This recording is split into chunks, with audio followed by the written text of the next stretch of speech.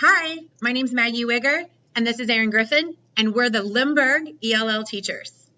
Today we're going to talk to you about intake conferences. Intake conferences are new this year to Lindbergh schools. Last year, we had regular parent-teacher conferences where the teacher did most of the talking. This year, you, the parent, will be doing most of the talking about your student. So here are some things you may want to talk about.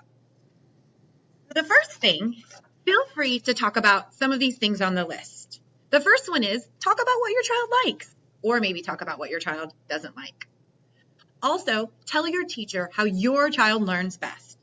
Do they learn by listening? Do they learn by talking it out?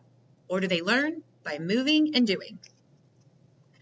Something else to remember is, what do you want your child's teacher to know about your child? Are they shy? Do they worry about school? Do they need help with a certain subject, for example, math or reading? Also, what do you need help with to help your child have success and feel successful at school? Finally, be ready to talk about the goals that you have for your child this year. You might also want to ask your teacher any questions, anything that you're confused about. Make sure that they have your contact information. Make sure you're getting their emails, things of that nature.